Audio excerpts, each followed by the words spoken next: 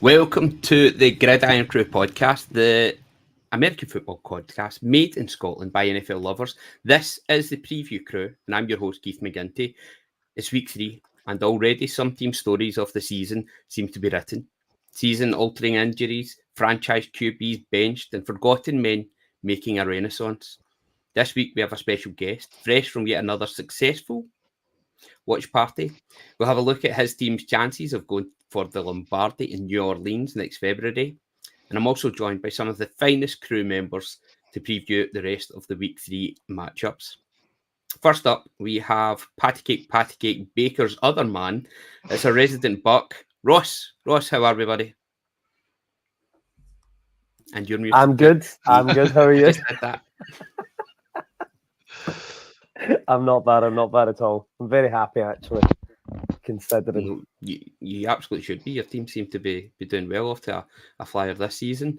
We are also joined by, well, unlike Mahomes and Big Red, our own Big Chief never does just enough to get by. Puts in a maximum effort all the time. Welcome, Big Studs. Feel a bit like Deadpool there with the maximum effort. Hey, how are we doing, Keith? It's good to be back. It seems like it's been a while, so good to be back and talking some actual football. It is. Football's been fantastic. I can't believe we're in week 3 already. It's absolutely flying. And you wait all those long dark months of the off season for it to come back, and then it just bam. We're flying through it just now. I mentioned that we are joined by a special guest, and fresh from a weekend hobnobbing with 49ers legend, the number 3 in the all-time rushing yards, Frank Gore, making a welcome return to the pod. It's the 49er faithful UK's Erik. Erik, welcome back, buddy. Thank you very much, guys. It's an honour to be back. Obviously, never good to spend time with Seahawks and Chiefs fans when the 49ers are off the back of a loss. But, it's always a pleasure to be back with the Gridiron crew. You were definitely high on the list whenever we saw the result of the weekend, Studs? Oh, no, absolutely. I've tried not to rub it in too much. I actually thought about blurring my background before coming on. You can. I think, it's a long season. It's only week 2. We've lost. We deserve to lose. But we lost a few games last season, and last season still sort of turned out nearly really successful.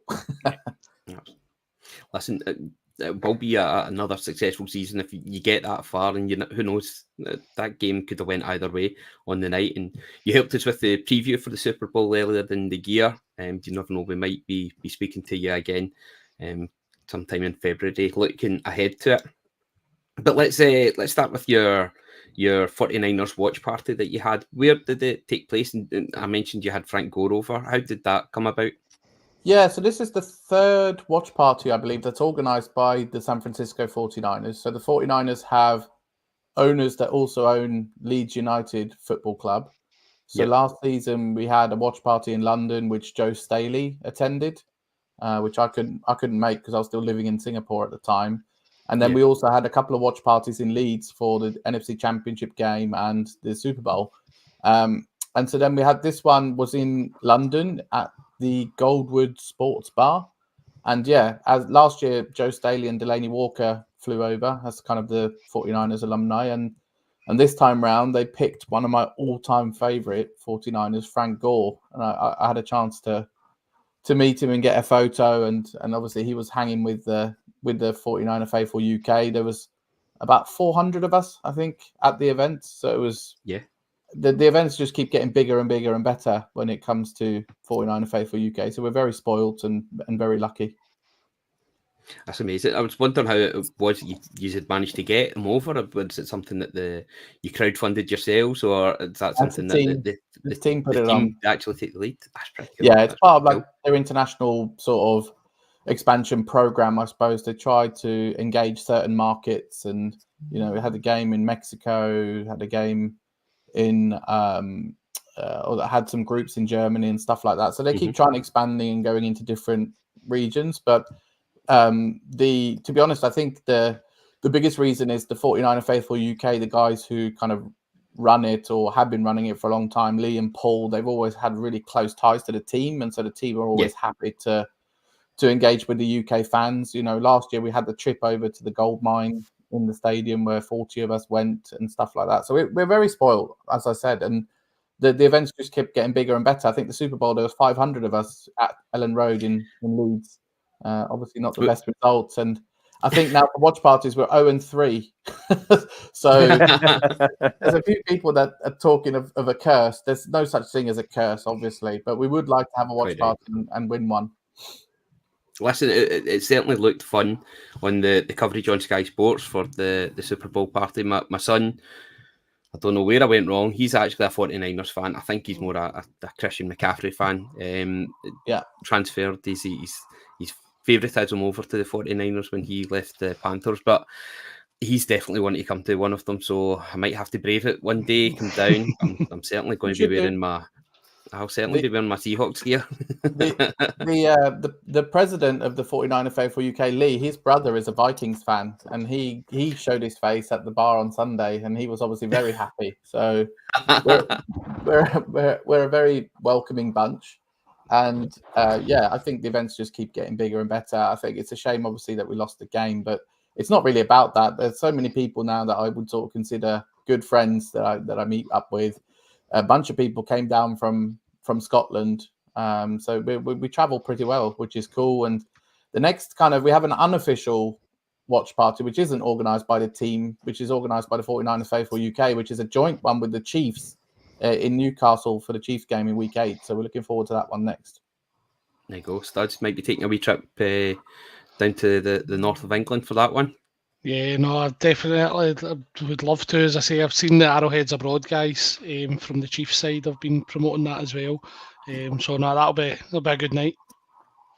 We ourselves will be joining the guys from Shamash at the week 4 watch party through in Edinburgh at Dropkick Murphy's.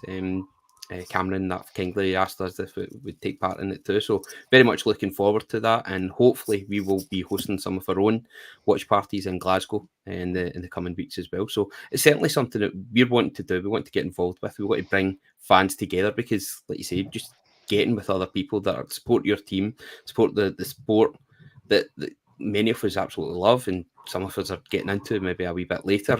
I myself, when you mentioned Frank Gore, I know him as a Buffalo Bills player in the Jets, I think it was, that I had him stashed late in my fantasy teams when I first started to get back into American football. He had 10 seasons at the 49ers, but 16 seasons overall in the NFL. I mean, 16 seasons as a running back is just crazy, right? So, absolute legend.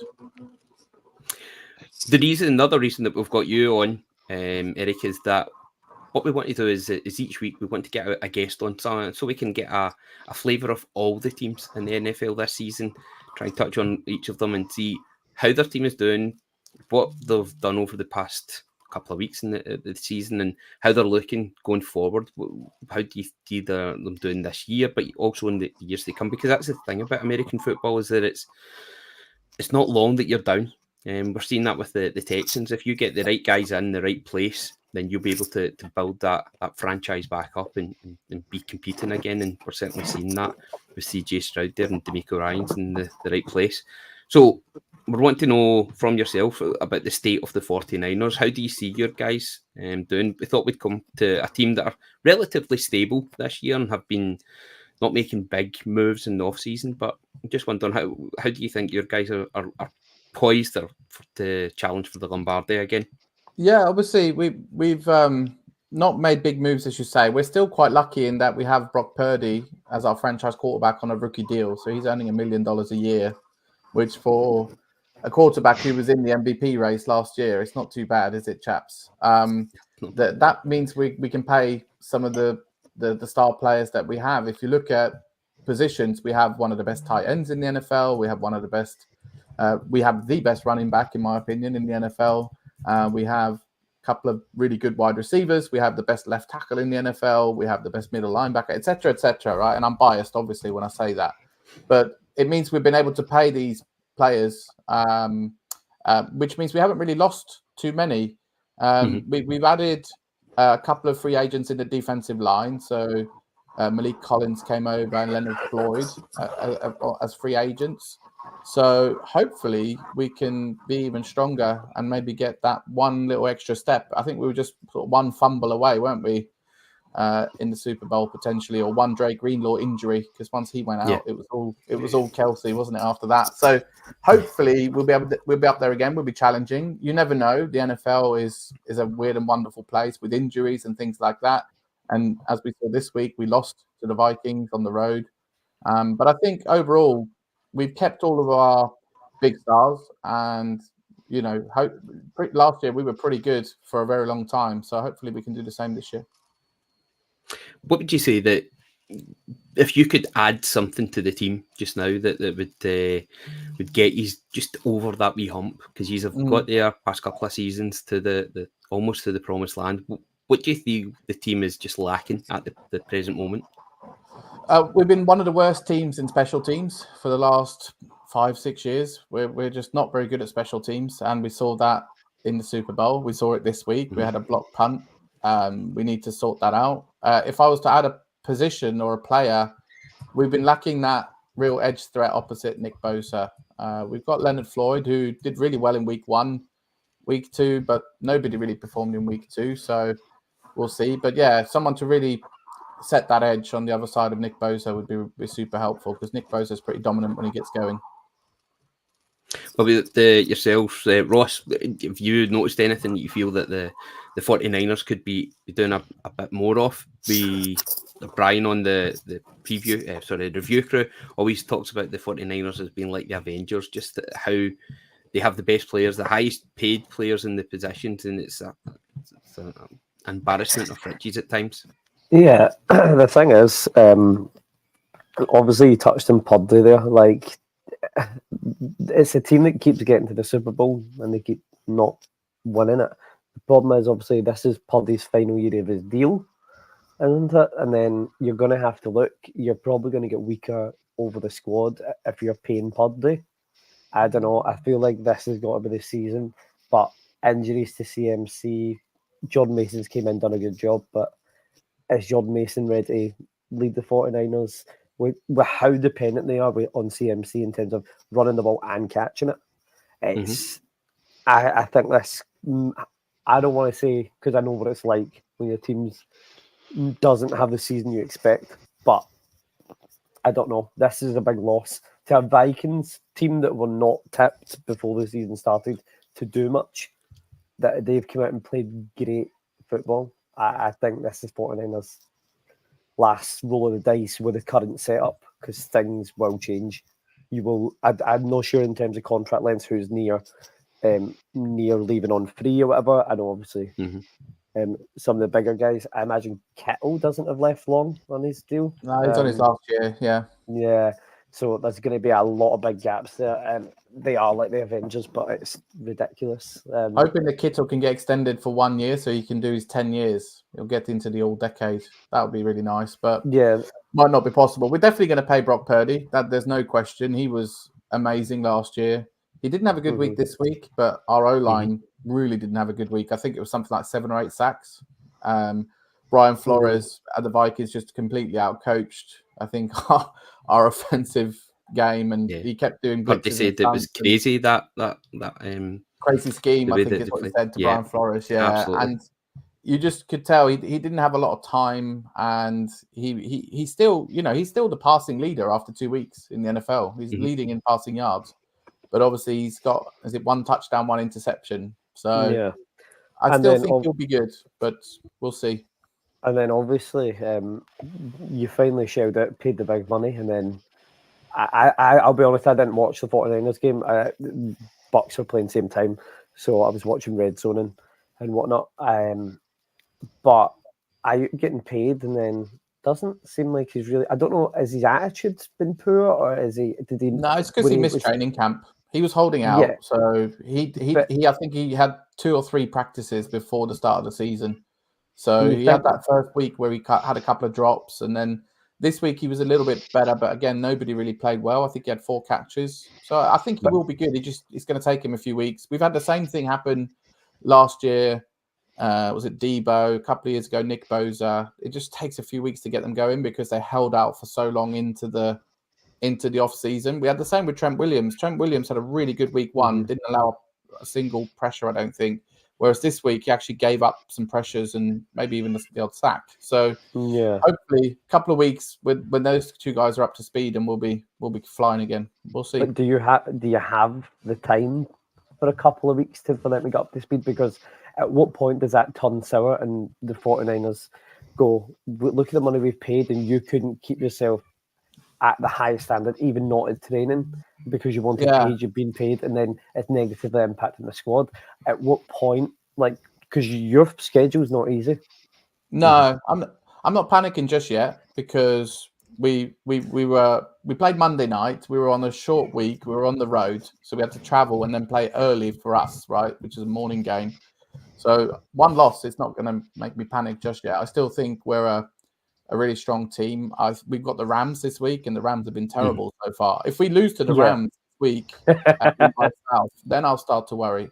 But until then, I think we'll be okay. We should really beat the Rams, and then we got the Patriots the week after that. The schedule really starts getting hard when we take on Studs' team and beyond. We never do well against the Chiefs by the look of things. I don't know. I think the week before against the Seahawks, the 11th of October, McDonald's certainly had your number last year. Yeah, that'll be a hard one. Seahawks games are always tough in both arenas as well, both stadiums. It's always a tough game. Obviously, the Seahawks Stadium is pretty spectacular. The noise and everything is cool. It's been tough, but you have always been winning by the odd point there, and that's been the thing that sticks in the teeth a wee bit, is that he's found a way to get the win in. And last season, I don't think he started particularly well last season. I think the first 6 games were a wee bit slow for you as well. Is that right? It was the other way. I think we went 5-0, and then we lost 3 in a row because we lost both Debo and Trent in the same time. Obviously, now we got Debo out for a couple of weeks as well, so we're really missing both CMC and Debo, which they're both so versatile. They both, Shanahan loves to play around with both of them and put them in weird, different schemes and motions and whatever else. So it'd be interesting to see how the offense functions this weekend. I think we're pretty lucky that we got the Rams, to be honest. But we can't underestimate them, because it's a division game. You can never underestimate anyone in your division, right? What about Ricky Pearsall? How long till he's back? Nobody's said yet. But obviously, being shot in the chest, you don't know. I mean, he was from the hospital bed calling Kyle Shanahan, asking to play on the Monday night. But obviously, they've got to let the how tough is he? That's crazy. But you've got to let the internal whatever heal up and everything like that. So I think it'll be a few more weeks yet. Nobody's put a time scale on it, and I think that's probably sensible at this point. You do seem to be a wee bit unlucky with injuries as well, but then again, so is the Rams at the moment with the Cup and the Coup are both out. Yeah. Let's look ahead to that game then.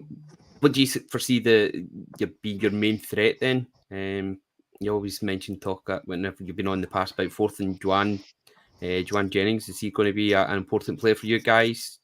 Yeah, well, I think if we can go back to any kind of week 1 form, then obviously Jordan Mason had 150 yards carrying and was he was a bulldozer. He was running over people, running super angry. So I'm really hoping we can establish the run. I don't think we did that too well at the weekend. So Jordan Mason would be one. And then, like you say, Juwan Jennings, we have Ayuk, and then maybe even Kyle Juszczyk getting the odd catch from fullback, because he's quite a versatile player and quite a good catcher of the ball. But I think really we've got to try and do what we did in week 1, which is 28 carries for Jordan Mason and 150 yards and a touchdown. That'd be great. Studs, what about yourself? What do you think the Rams are going to have to do to really up their game there? I'm just looking at the injury reports just now. Of course, we know that Cooper Kupp went over his ankle last week as well. That was a big blow. Puka Nacua is going to be missing as well. How do you think the Rams missing their O-line as well? To be fair, they're banged up in the O-line. So for me, I genuinely cannot see a way the Rams win this. I think I think they're more likely to get more players hurt. So get the white flags out, forfeit the game, do whatever you need to kind of protect Matt Stafford at all costs, really. Because if he gets hurt, then it really is season over for the Rams. for me. And with a banged up O-line, I don't see Kyron Williams being a threat against a very good 49ers defence led by kind of Fred Warner, who's been unbelievable to start the season. Quite frankly, he has been the main kind of guy for the 49ers in their first 2 games for me. And I don't see that changing. I think he's going to lead that defence. And obviously, as Erik said, you've got no bad player in Bosa coming off the edge as well, who's just going to absolutely feast on Stafford with a banged up O-line.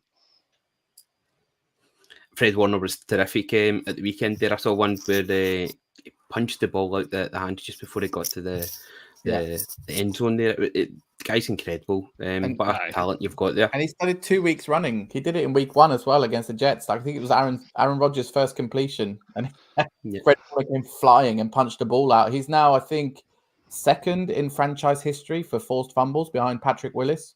So that just tells you everything you need to know. Like, Fred Warner is playing, like, every year he seems to get better, which is super scary because he's always been like Pro Bowler and playing at a really high level. But the first 2 games, it's like a man possessed. It's been really cool to see.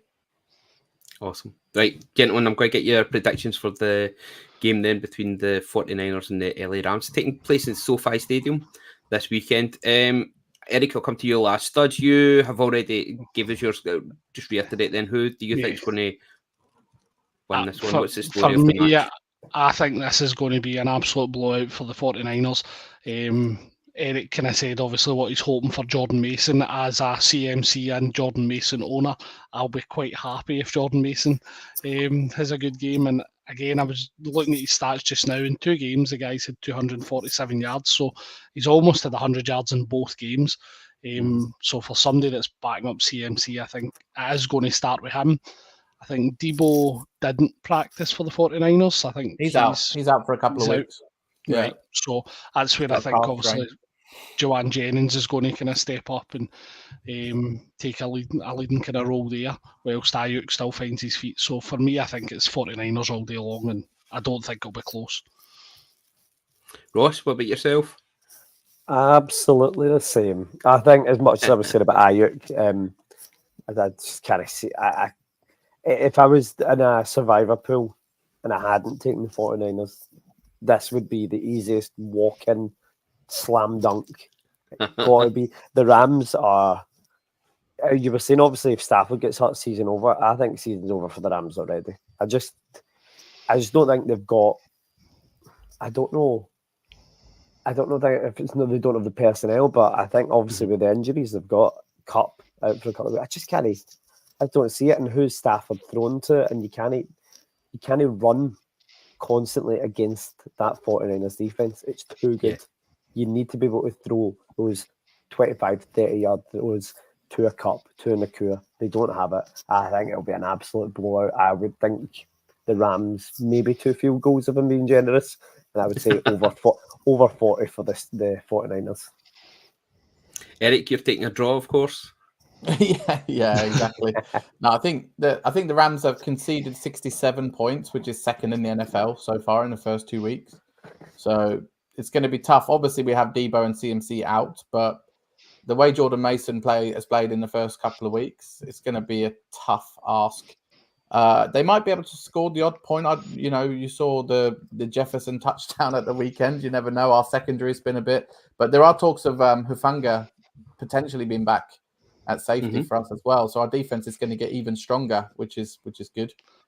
He has flown locks floating about the backfield again. Yeah, exactly. We've missed him since he'd done his ankling. That he would have been a great player to have in the Super Bowl. But Hufanga coming back would be amazing. It's about 50-50 at the moment. I think he's practiced, but in terms of the game, I agree with the chaps. Really, like, I don't want to jinx it, and I don't want to be overly confident. You shouldn't underestimate a divisional rival, but if we don't win by at least 30 points, I don't think we've had a good game. And of course, as a divisional rival myself, I'm hoping that both teams batter each other, and it's going to have lasting effect for the rest of the season, especially up to week 5. Was it we play you guys? Yeah. So leading the division now, Keith. So we'll see how long you stay up there. Yeah, telling you, young McDonald's run the West. E-I-E-I-O. Listen, I'm with you guys, though. I think the 49ers just got too much. Shanahan and McVay, I know they worked together in their younger days under Kyle's dad, so it'll be interesting to see the matchup between the two, but I think he's just going to be hamstrung with the injuries. Our record is pretty good, except for that one NFC Championship game where they went and then won the Super Bowl. Other than that, Shanahan usually has McVay's number. Yeah. Okay, right. So moving on, then we've got another big matchup, and it's two teams that have had a bit of a stuttering start to the season. The Baltimore Ravens, 0-2 Baltimore Ravens, and the 1-1 Dallas Cowboys. Ravens, I think, I don't know about you guys, but I'd expected quite a lot from them this season. Like yourself, Erik, they had quite a quiet off season. Not much was happening. Just maybe lost a couple of coordinators. McDonald, of course, going to the Seahawks, but it seemed quite a settled season, and it's a team that know their role, know their job, and this sort of thing doesn't usually tend to affect them. But it's not been the best of starts. Of course, they played the opening Brazil game against the Green Bay Packers studs, and they went down to Jordan Love run offense there. What do you make of Lamar and the Ravens at the start of this season? The Ravens came to the Chiefs on opening night. They weren't down in Brazil. I'm getting mixed up. It was the Eagles, so it was. So that was dead confident there with it, didn't I? I was doubting myself, but I thought I'm just going to go with this. Right, okay, right. Anyway, they were playing his team, so Studs is probably well placed to assess. It was just a toe, though, wasn't it, Studs? That was the big toe game. Yeah, that's right. I heard somebody saying, in fact, it was Mikey on the review crew on Monday night where they said they lost the first game with a big toe and then they lost the second game with a toe as well, off the boot of the Raiders kicker. So for me, I think the Ravens probably have been disappointing. To be honest, I think everyone was talking about the Henry going to the Ravens, and I think it was the move that everybody kind of wanted to see Derrick Henry in that Ravens offense, but I think they seem to be having some O-line issues. I don't know if it's the new coach. I know they lost one of their coaches suddenly before the start of the season, which I think is going to have had a massive impact on them as well. But I think they have been disappointing. Is it likely? Obviously, week one was massive for them against us. The Chiefs seemed like they were quite happy to double up on Andrews and let likely kind of go. Flowers has probably been another kind of bright spot for them in offense, but it just seems like they're not the typical Baltimore hard-nosed offense where they're going to run over the top of you. They're getting that run game going, and it's opening up these routes for Lamar to find guys like Flowers and stuff. It seems like they're relying on that pass, and the run just isn't getting going for them. And when you've got a battering ram like Derrick Henry, you really need to be able to run that ball.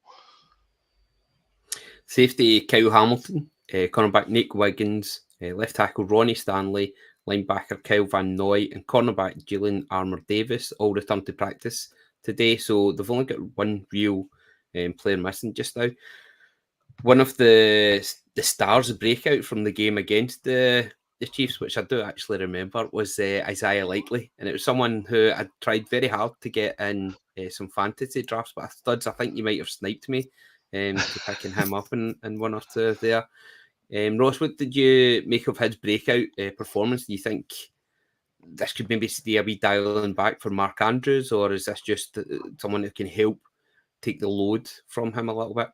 I remember watching the playoffs last year, and I thought Likely seemed like he was solid. He was a good. The problem is Mark Andrews is going to be in double coverage a lot of the time, or he's going to be used to block. So if you've got somebody like Likely, I think Likely's got a great turn of foot as well. I mean, that Ravens offense is probably, if I had to pick not the Buccaneers but another team's offense, I think is one of the most complete offenses. It's probably the Ravens. But I don't know if they're playing it safe with Lamar and trying to protect him and using Henry as a battering ram, but it projects how they're going to play. Like if they're using Henry, it's usually quite clear.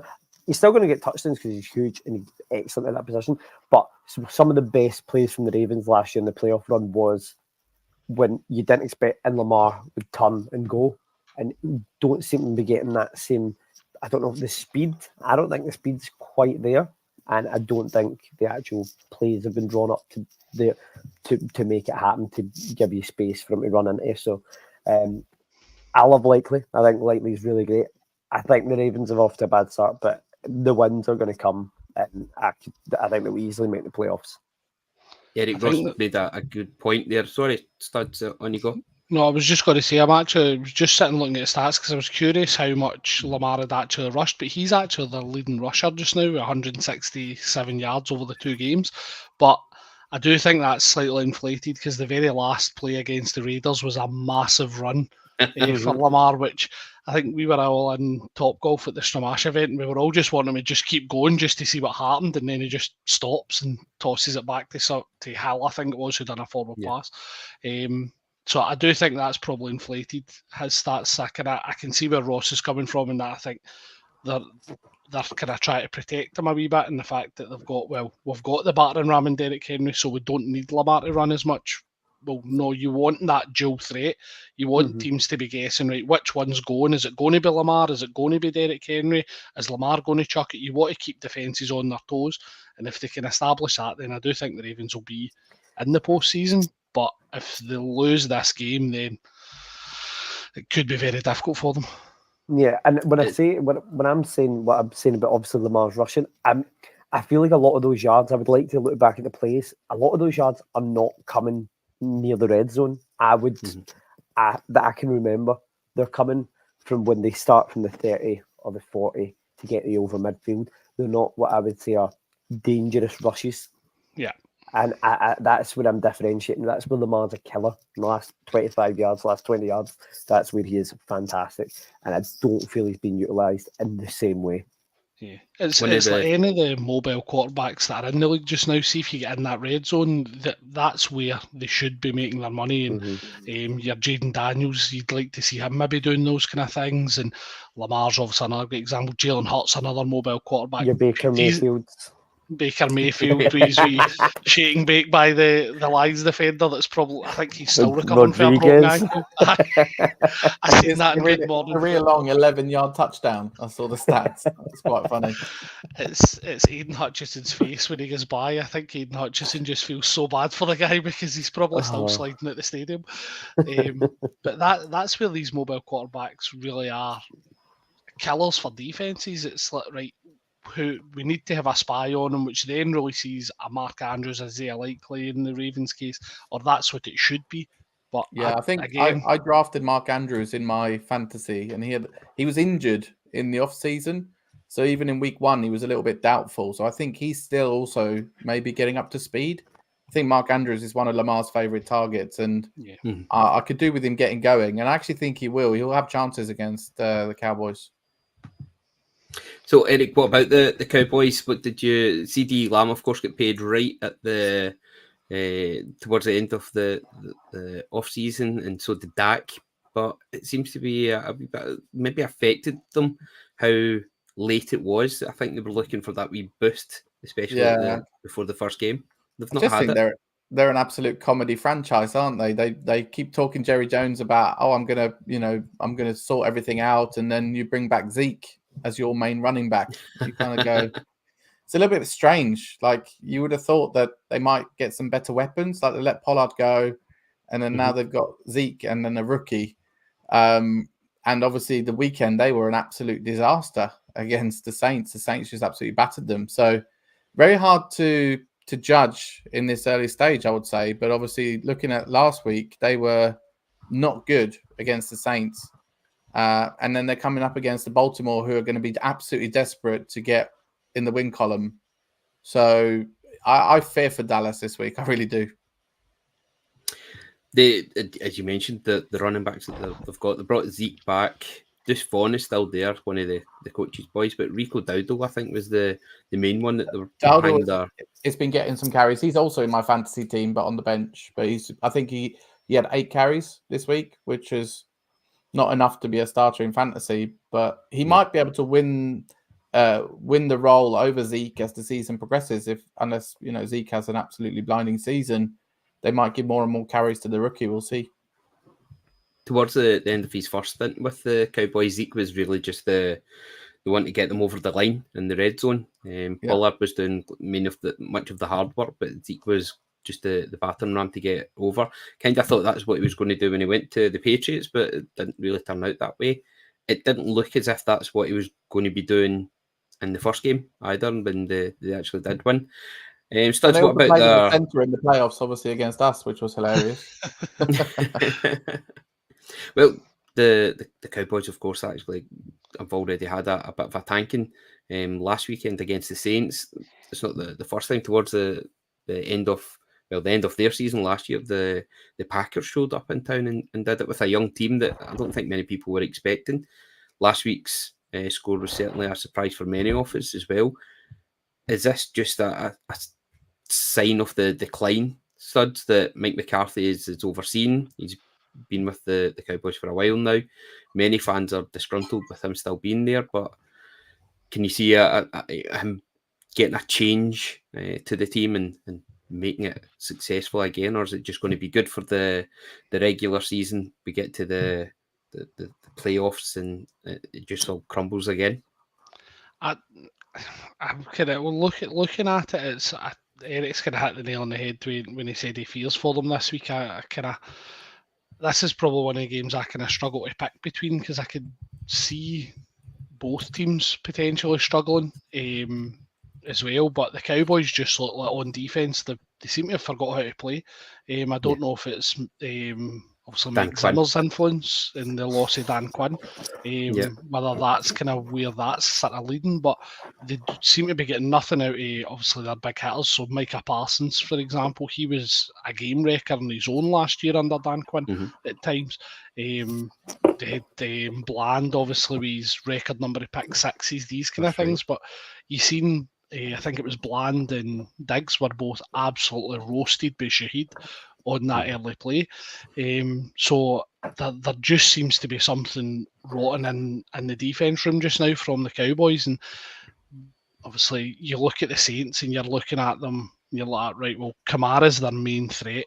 There's no bones about it, especially after week one, what Kamara did. So you think you probably should be focusing on the run a bit. Dallas seems quite happy to let Kamara run all day.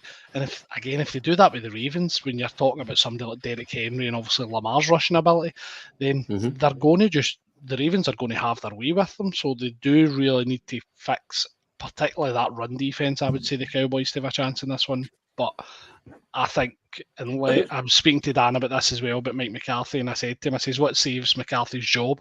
And he's like, a Super Bowl. That's the only thing that can save him. Even if he gets to the Super Bowl and loses, he still thinks he's gone, and I would probably agree with him. I think the one hope they have is they're playing in the house that Jerry built, right? They're at home. So that they were on the road last week against the Saints when they got absolutely battered. So... No, it was in Jerry World.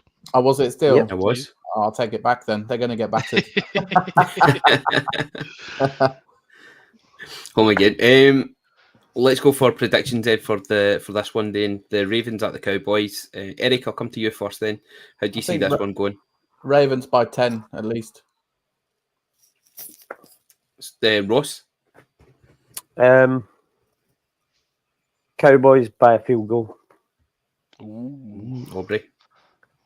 To be fair, Ross, if you went Ravens, I was going to go Cowboys just to be different because I was struggling to pick. But I'm struggling as well. It could go either way. But I think, did we not see last season? Did they not get beat in the regular season quite badly and then bounce back? I'm sure. I can't remember who it was against. I'm sure they got beat away. It was against us. Was it the 49ers? It was. Yeah. And then they bounced back.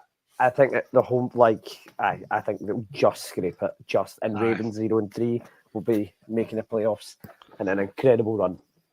I'd be curious to see when the last time the Cowboys lost back-to-back home games was. But for me, based on what I've seen from the offenses, I think, and obviously I mentioned the Cowboys' lack of running defense, I'd probably think the Ravens for me. I'll go for the... Ooh, that's a tough one. Yeah, I don't think Lightning's going to strike twice. I think that the Cowboys have just got that wee bit too much pride in themselves, and the D is going to step up week 3. CD Lamo's going to get them out of a big hole there, and Dak's just going to have to up his game. Yeah. Even Zeke getting in the act as well. I think it's just going to be a tight game, like you said, maybe by 3, but the Cowboys to win it. Aubrey with a massive kick, I think. Well, that's the thing as well from the Ravens side. Obviously, Tucker's missed 2 50-yarders already this season, so he's not already not as reliable as what he has been for, I don't know what, a decade plus. So if it does come down to kickers right now, Aubrey's the guy that you'd put your money on. Absolutely right. Okay, moving on to the Eagles at the Saints. The surprise leaders, Ross, of the NFL for points so far this season. Could you see this coming from Derek Carr and the Dennis Allen Saints? No, it's been unbelievable. As much as I don't want to compliment the September Saints, they've been fantastic. They've been very, very good. Rashid Shaheed has been dynamite, and that's just bombing it down the field. Those long passes. We've seen that last season as well. They've done that quite a few times last season. It's not like that wasn't a known threat. And then Alvin Kamara didn't quite have the form at the end of last season. He's came in this season. He's just, obviously after he came back, didn't quite have the form, and then he's come in this season and 4 touchdowns in 3 quarters. Just unbelievable. So I think the Eagles, I called it. I think this is my first time on this season. I called on the opening, I think it was the Packers and Eagles was in Brazil. I said to my mate, I went, Sirianni will be gone by Halloween. And I still stand by it. I think Eagles are going to be in a lot of trouble. We had a lot of turmoil with the Eagles last year, Eric. Seemed to be problems going on behind the scenes. Sirianni and quite a few of the coaching staff that parted ways at the end of the season. Of course, there's rumours that Hurts and Sirianni just do not see eye to eye at all. Who's going to win out in that one? And it's a really strange one, isn't it? Because they actually started last season pretty well, and then I think they lost to the 49ers, and then they just fell off a cliff and just lost the next, I think, 2 or 3. So obviously it's all thanks to us. We wanted revenge. We wanted revenge. Beat the Cowboys, and then you beat the Eagles. Yeah, no, we did. We had obviously a very good season last year, but we went to Philadelphia and absolutely battered them. But then after that, they weren't the same team. And there were talks with Sirianni. I have a friend who supports the Eagles. He was saying that he thought Sirianni was going to go in the off-season. So there was obviously something that isn't quite right and something that isn't quite clicking, which is a bit strange because if you look at their roster, they still have talent all over the place.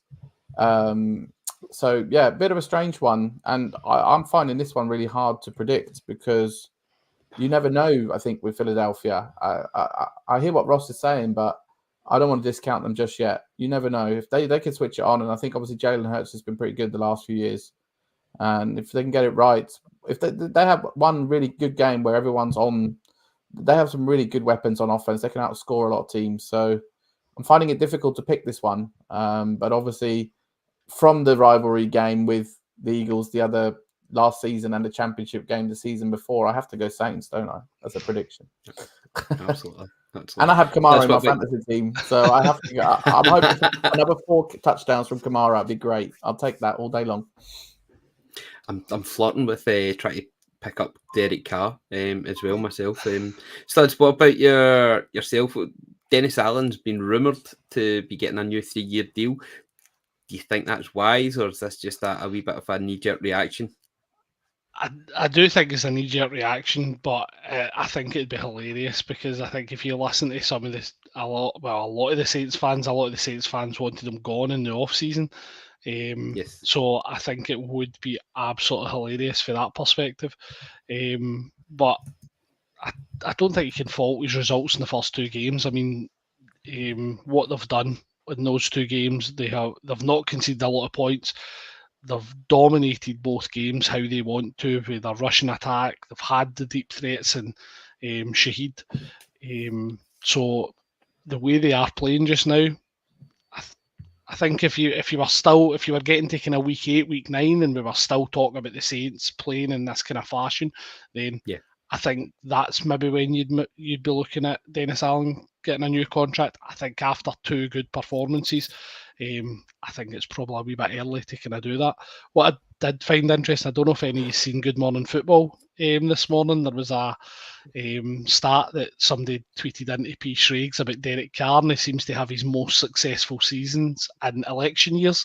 And he went back through the previous election years and gave you all Derek Carr's stats. And it's just funny that it's coming up to another election year and Derek Carr's this phenom of a quarterback again. Right, so we'll fire through this one nice and quickly then. For the Eagles at the Saints, who are we taking for this one? Ross, I'll come to you first of all. Saints by 3 scores. Wow. It's imploding. Not all's well in the state of Philadelphia then. We can What hope about you, for an Studs? implosion. For me, I think if AJ Brown was playing, then I would probably be more confident picking the Eagles. But I think that Saints defense is just going to hone in on Saquon and Devontae Smith. Yes. I don't think this is going to be a high-scoring game when I'm looking at it. So, do you know what? Just to be different, I'll go Eagles. I think they bounce back. The wheels come off against the Saints. Wheels come off for the Saints, I should say. And then we see what the Saints are really made of in week 4. It won't be There a you go. high-scoring game. Where have you been the last 2 weeks? Listen, I'm telling you, look at the Saints defence. They've only allowed 29 points over 2 games. And I think the Philadelphia defence, they've still got some dogs in their defence as well. So I could see this being a defensive matchup. Okay.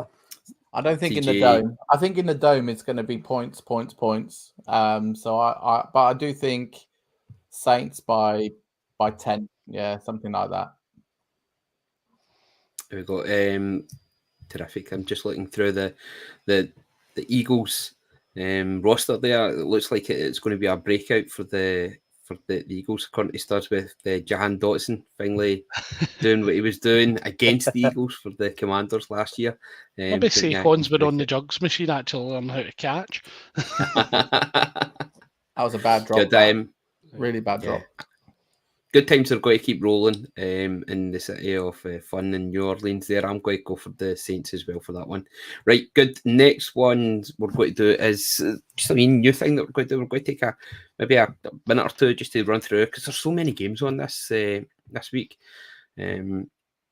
Just a wee bit of quick fire calls from us there. So I'll give the game to you guys and I'm just looking for a wee quick line or two from you of what you think about it. So we've got Detroit at Arizona. 2 interesting teams have started the Cardinals have actually started the season. Probably how they finished it. They were surprising people with Murray coming back towards the end of last season. James Conner doing what he does so well there, and Marvin Harrison Jr., of course, finally showing up in week 2. Eric, what do you make of that game then against the Detroit Lions? I think it was Arizona. The fact that they played the Rams made them look good, and I think the Lions are going to bounce back and win. Yeah, Studs. I think similar to Eric. I think Murray's going to be running for his life against Aiden Hutchinson and company. Yeah. So I'm going for a Lions bounce back as well, and I think Sam Laporta's going to get involved. Good, Ross. What about yourself, bud? I think Kyler knows that he's got limited amount of time before the new Call of Duty, so he needs to get his wins in. I'm going to take the Cardinals by about a field goal, maybe 2 field goals. There you go. They have been playing very, very well. Great to see Murray back, just manipulating the defences. But as Studs said, Hutchinson seems to be on one just now. So I'll be really, really interested to see how they go. Both teams 1-1 so far. I think I'm going to. It's in Arizona. I'm going to go for the Lions in this one. I can see Dan Campbell's guys just bouncing back from last week. Okay, yeah. A complete shock you're not picking a division rival. What can I say? Yeah. Yeah, on the Lions. Okay, next up then we have the New England Patriots at the New York Jets. That's the game that will be taking place overnight tonight as we record this. Would you go for that staying one? up for it, Ross? Can I go first? Yes, Can I go first? Whoever scheduled this as a prime time game should be reported to The Hague for an international war crime. Oh, I'm so bored of the Aaron Rodgers loving. I'm so bored of just. I hate it. The Jets are average. The Pats, surprising people, they're average. It's just a game of mediocrity. The best we can hope for is we get our first ever 0-0. Because wow, what a scorigami that would be. That'd be much more exciting. You're relying on the Patriots defense not conceding any points there. So I don't know if that's going to happen. No. We had a couple of friends over in Boston for a game against the Jets, and it nearly was a 0-0 until I think the last play when it was a punt return. Yeah, punt return winner for the Patriots in Foxborough. That's heartbreaking. I remember that. Was it not in overtime as well? I think it was. I feeling it was in overtime.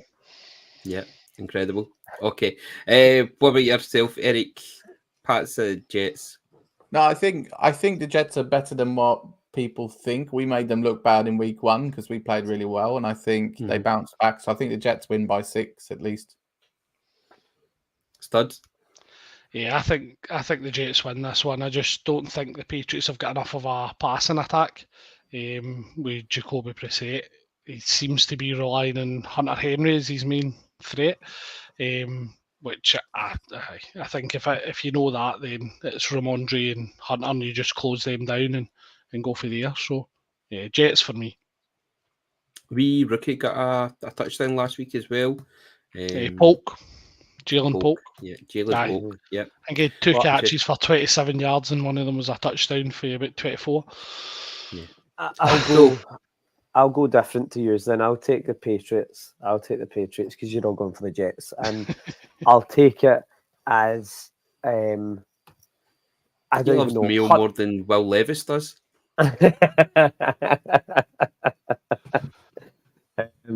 Just if you're going to take the Jets, I'll take the Patriots. I'll go with the Patriots by hopefully Aaron Rodgers has the worst game of his career, and then because I'd love to see that. I'm here for the downfall, and then Patriots win by 10, 11.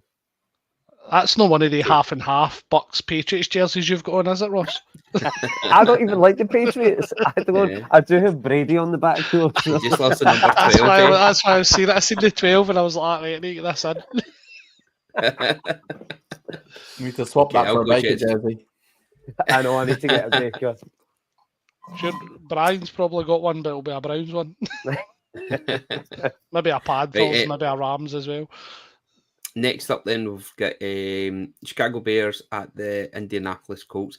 This has the potential to be batshit crazy in the best way and high scoring, but it could also be an absolute tire fire. So, studs, what's going to happen in this game? I think this is going to be fascinating. You've basically got 2 rookie quarterbacks going up against each other. Richardson, we know what he's capable of. We've seen the flashes. Williams, we've not yet seen any flashes outside his college film. So I think what probably helps the Bears is the fact that Buckner's out. Man, you'll be familiar with Erik. So I think he's missing for the Colts, if I remember right, on the D side. But yeah, I think this could be really interesting. Again, it could just be for the utter shithousery what Richardson and Caleb do, good or bad. You just don't know. CJ Stroud, Erik said after the game last week that the head's written right out my head. The Bears quarterback Caleb Williams is destined to do great things in the league. He's going to be great one day. Are we maybe expecting a wee bit too much too soon from him? Well, you need to put him on a good team first, don't you? That's the problem. Bears are going to bear. They're not great, so I think the Colts have got this one. Yeah, Ross, what about yourself? Yeah, it should be pretty straightforward. I didn't really like Caleb Williams' kind of attitude after. I know he's lost in prime time against the Texans. CJ Stroud was there 12 months ago. Was trying to chat to him. Was trying to give him a bit of encouragement, tell him, don't give up. You've got it in you. Then he like Caleb Williams' attitude. We've seen this before. Rookie QB comes in as a starter. Bad attitude. It goes south. I think easy. Hopefully Colts get back in track. And also then we'll have a really good Colts hype song for the week as well. they've been pretty class so far. We mentioned CJ Stroud there. The Texans are travelling up to the frozen north to take on the Minnesota Vikings. Andy Dalton doing Dalton things. Would you make of the Renaissance there, Eric? Sam Darnold, you mean? Sam Darnold. I knew I was going to do it again. This is going to be a regular thing. No, I think. Do you know what? I've had a long week, right? My wife turned 40 last week. I had everything planned. Then I've a stressful week for work. Listen, just good job I can edit this out. Yeah, it's all right. It happens. No, I think the Texans are going to go and get. I've got CJ Stroud on my fantasy team, so I want them to get revenge for us and actually surprise people and win on the road. Studs. Yeah, I think the way the Texans have started the season on both sides of the ball, I'd probably lean Texans on this one. I think their defence is unreal. I think probably from the Vikings' perspective, their defence is what's probably surprised people as much as obviously Sam Darnold has surprised people. I think the Vikings' defence has probably been carrying them a little bit. So I think the Vikings will struggle more in offense this week. So I'm going to go Texans as well. And Ross? Flip a coin for me. I don't know. Are the Vikings going to start 3-0? I don't know. For me, obviously, the Vikings have home field advantage. But how much did that win take out of them against the 49ers? So I would go with the Vikings, but I was too close to call. Like I wouldn't be taking a survivor pool. I'll tell you that. Okay. Next up, we have Denver Broncos at Tampa Bay Buccaneers. John Elway versus Ryan Fitzpatrick for that one there. Okay. I'll start us off with that one then. It's going to come good sometime soon for the Broncos. The Bucks, however, have been playing like a proper team, and I think that was happening to see in the off-season. All the returning players, Mike Evans coming back, Baker getting a happy home, finally, something that we've always wanted here at the Irn-Cru Forum. I can see this being a surprise, though. I can see this maybe being a wee shock, this one. So I'm going to take the Denver Broncos for this one. Ross, you have the floor. You just said you had a long week, I can tell. You're delirious. You're delirious. What do you mean? Listen, out of all the games, Air needs to keep somehow. Nah, out of all the Broncos are like slightly less of a dumpster fire than the Panthers. It's like they are so similar. But I will say, to back you up, here's our injury report coming into week 3. Luke Gadecki out with concussion. Kalijah Kancey's out with a calf injury.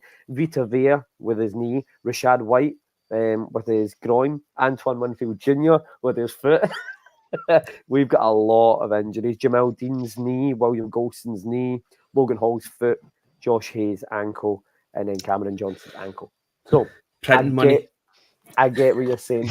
But, I mean, I don't think that offense. Godwin was phenomenal against the Lions, especially on third down. I unless something happens to Baker or something happens to, who we have left in terms of our O-line, I just think this is by 20. If it goes the way it should, it will be by 20 points. Studs. Listen, I'm probably never going to back the Broncos, but I actually don't see where you're getting any confidence from in their offense right now. I mean, there was almost... you almost had memes going about where Bo Nix was taking ghost sacks until they slowed it into super slow motion and seen Watt's hand actually clip him in the car. no, listen, the Bucks defense, even without Anton Winfield Jr., has been unbelievable for years, and I don't think that changes now for me. So yeah, I think again this isn't a close one for me. I think the Broncos have shown nothing on offense to even suggest they'll get in field goal range, being perfectly honest. So I'm Bucks with a blowout on this one. Erik? Yeah, I think my thoughts were more on the other side of the ball, so I don't think the Broncos are going to be able to stop Godwin and Evans. So I think the Bucks will blow them out. Listen, Surtain's going to show his up big time this weekend. Need to earn that pay packet. Heading up to Seattle now for the trip for the Miami Dolphins to 12's country. Of course, with Tua being ruled out, he's in IR, but how long he's going to be out for remains to be seen. Whether he comes back at all, it'll be a long time before he's actually back on the field. So Skylar Thompson is going to be the starting QB for the Miami Dolphins. Does that make a big difference? He's still got weapons there. Waddle, Hill, Ross. Do you see a big difference there, or is this going to be a Seahawks have seemed to eke it out the past couple of weeks? Is this the time to be playing the Dolphins? Well, you're looking at a Kansas State Wildcat legend in Skylar Thompson for college. So I think with Skylar Thompson, he's played big games before. He went up to Buffalo and almost beat them in a playoff game when Tua got injured in, I think, Tua's rookie season or second season, I can't remember. But Skylar Thompson was the one that actually played the playoff game in Buffalo, and he almost won that game for them, being perfectly honest. So I don't think he's as much a downgrade as what one might be thinking. I think this could potentially be a trap game for the Seahawks. Being perfectly honest, I could quite easily see them lose this with the weapons. My fear for the Dolphins is really their defense. I don't really see what they've done in defense. They've not replaced Wilkins.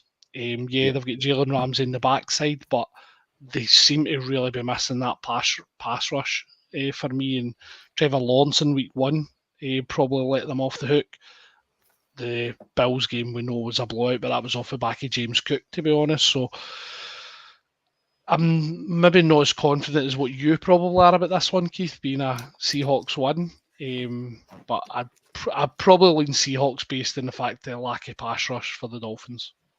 Okay. I think it'll be close. Erik? The wheels are going to fall off, fingers crossed, and we're going to see a Dolphins win by 3. It's all right. We'll take it out news in a couple of weeks. Ross?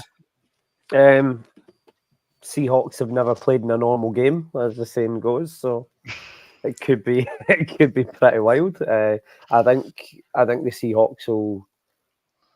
I don't think the Dolphins will win it. If you get what I'm saying, I think the Seahawks, it's theirs to lose. I think it'll be their errors that lose them the game, or if they can just obviously don't have Kenneth Walker. Your run game's maybe not as strong. You've got to. I'm such an advocate. I absolutely love Jackson Smith and Jigba. He did a great week last week, just didn't get the touchdown. Feed him the ball. DK Metcalf, Tyler Lockett. Like, you've got a great set of guys here. Hit them with good balls. Push that Dolphins defense. Like, as Studs was saying, I don't think they're as strong as last year. And obviously with the loss of Tua, it's down to the Seahawks. It should be Seahawks by 9 or 10, but I know what the Seahawks are like.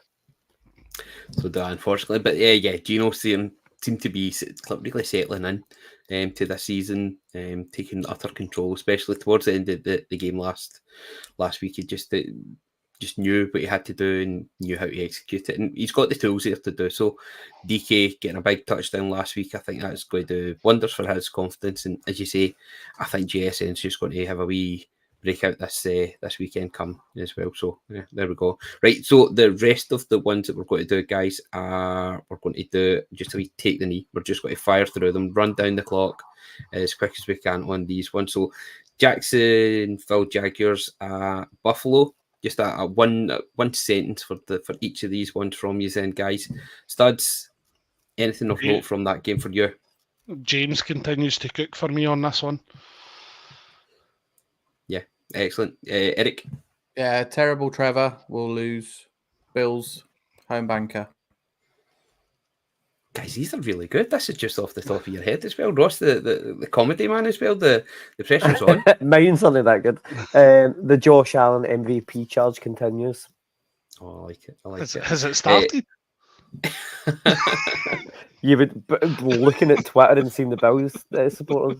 They would. Yeah, he's changed. He's actually changed his name. It's Keeps rushing it in. Joshua Hines. It's Joshua Hines Allen. He's called now. Okay. Oh yeah, we've got the Josh Allen and Josh Allen sacks. That's it. Well, Josh Hines Allen on Josh Allen. He doesn't want to be associated with him. Commanders at the Bengals. Ross. Oh, I don't even have it. Just Commanders win. Like Bengals are just so underwhelming. Even though they had a great game against the Chiefs, they didn't win it. At the end of the day, they lost in Pats and they lost to the Chiefs. I'm bored of this Burrow narrative. It was the run defense was the thing that Stu's been talking about all summer long. Is that the way to defeat them, Studs?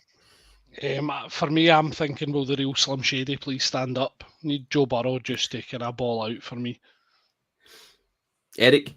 Yeah, I think the Bengals get their season up and running with a win. Superb. Giants take on the Cleveland Browns. Eric, I'll come back to you for that one. That is a game of mediocrity, isn't it? But Cleveland will win that one. The Giants are awful. Yeah. Daniel Jones going to Daniel Jones it. Ross? The Dan Jones MVP redemption arc continues. You almost get through that with a straight face. Studs? I'm going for Miles Massacre. I think Miles Garrett's just going to absolutely destroy Daniel Jones. Excellent. LA Chargers at Pittsburgh to take on the Steelers. Ross, what about yourself for that one then? Oh, God. Field goal frenzy.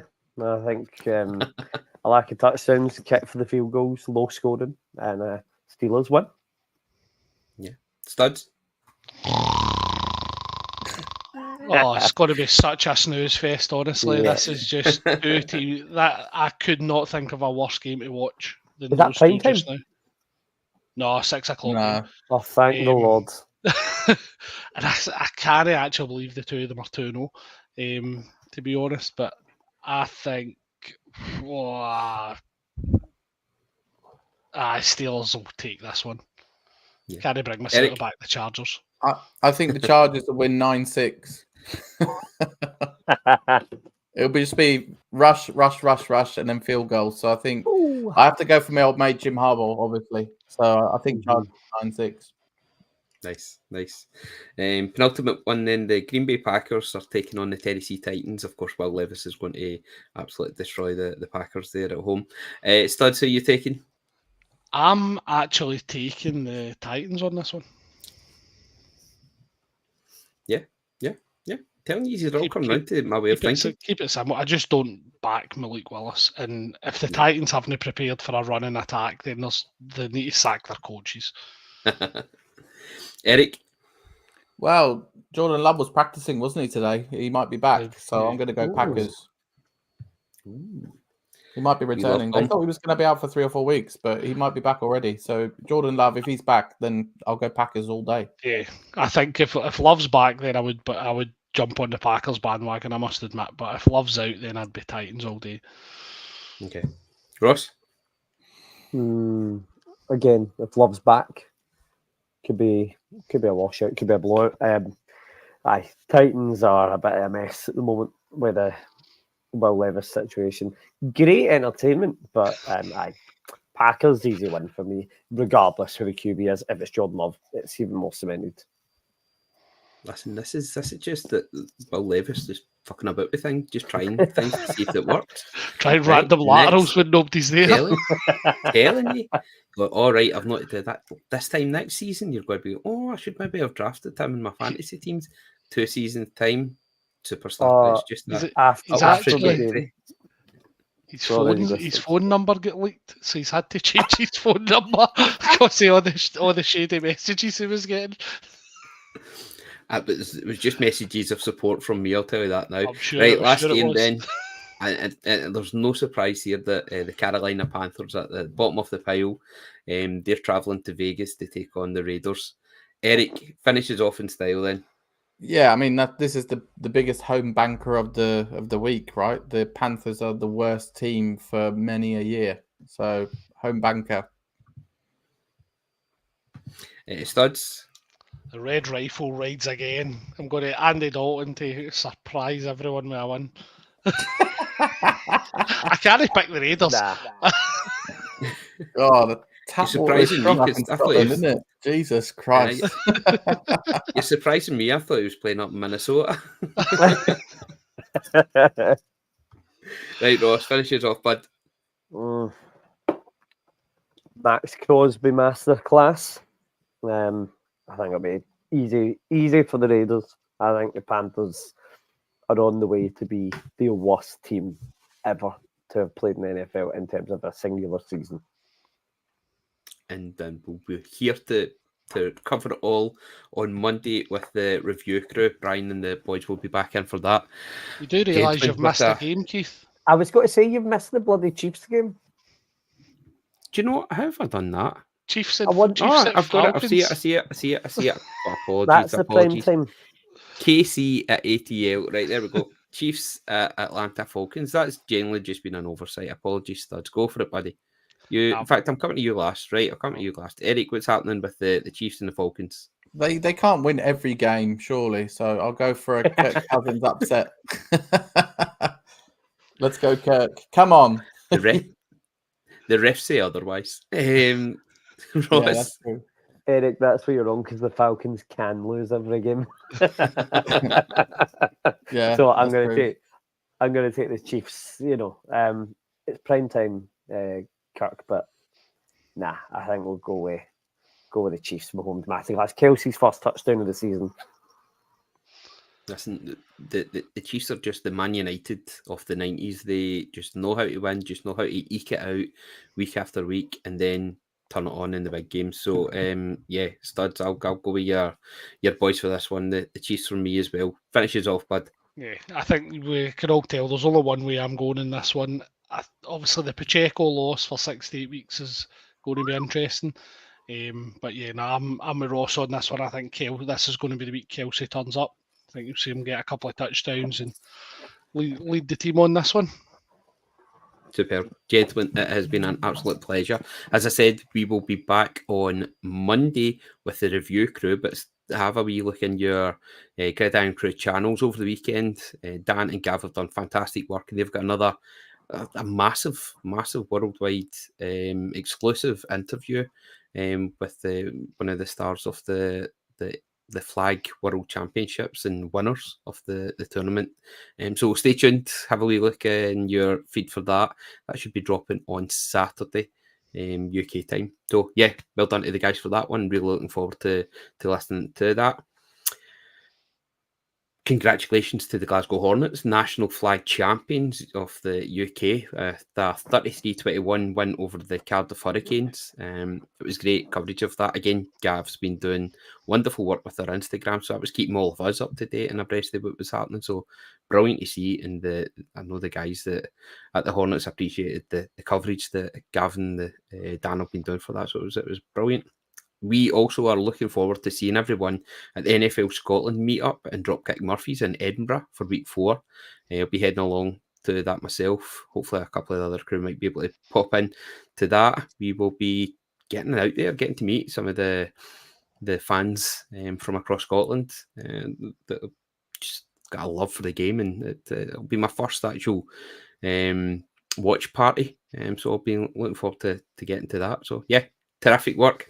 Thanks very much for listening. Make sure you like and subscribe. Follow us at Gridiron Crew all over the place. Anybody get your social media. The work on Instagram just now has been absolutely fantastic. So make sure you pop on there and have a wee view of that. If you want, you can get in touch with the crew. And as I said, we will be back next Monday with a review of week 3. That just leaves me to say, Ross, thanks very much. You've been wonderful again, my friend. Thanks for having me. Studs, Big Chief, it has been a pleasure as always. Yeah, always glad to be on. I'm looking forward to hear how the Red Rifle goes on with the Texans. and Erik, an absolute pleasure to have you on, representing the 49er faithful.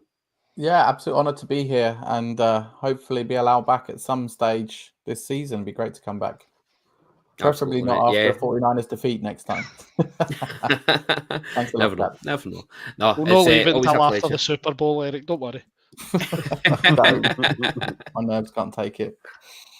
We'll see how the Seahawks get on in a couple of weeks. It's always a pleasure having you on, mate, and definitely get you back on soon. Right, thanks very much for listening, and we will speak to you again soon.